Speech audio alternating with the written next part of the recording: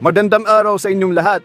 Narito ang pinakabagong lagay ng panahon ngayong huling araw ng taong 2024, Tuesday, December 31. Ayon sa Pag-asa, 3 weather systems pa rin ang kasalukuyang nakaapekto sa ating bansa. Una, ang Intertropical Convergence Zone, ITCZ, nagdudulot ng maulap na kalamitan at mataas na tsansa ng ulan sa malaking bahagi ng Visayas, Mindanao, Palawan, at ilang bahagi ng Bicol Region. Ikalawa, ang shear line nagdudulot ng maulap na kalamitan at ulan sa Northern Luzon.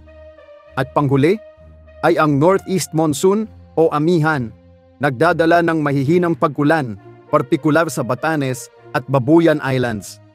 Sa kasalukuyan, wala tayong minomonitor na low pressure area, LPE, sa loob o labas ng Philippine Area of Responsibility, kaya wala ring inaasahang bagyo sa mga susunod na araw. Para sa taong 2024, 8 lamang na bagyo ang pumasok at nabuo sa loob ng ating Area of Responsibility. At sa lagay ng ating panahon ngayong araw sa Luzon, maulap na kalamitan na may scattered rains and thunderstorms ang inaasahan sa Cagayan Valley, Aurora, Quezon Province at ilang bahagi ng Bicol Region dulot ng ITCZ at shear line. Mahihinang pag-ulan naman ang mararanasan sa Ilocos Region at extreme northern Luzon dulot ng amihan. Sa Metro Manila at iba pang bahagi ng Luzon, inaasahan ang generally fair weather, ngunit posible ang isolated rain showers and thunderstorms. Sa Visayas at Mindanao naman, ang ITCZ ay magdudulot ng maulap na kalangitan na may scattered rains and thunderstorms, particular sa Eastern Visayas, Palawan at Eastern Mindanao. Sa ibang bahagi ng Visayas at Mindanao, generally fair weather, ngunit may posibilidad ng isolated rain showers and thunderstorms.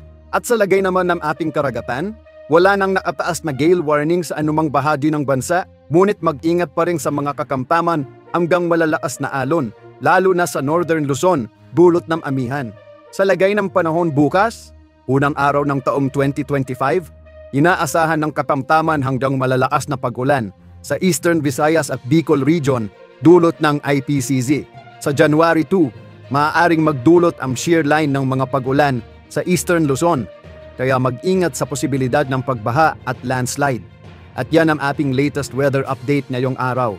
Maraming salamat sa panonood.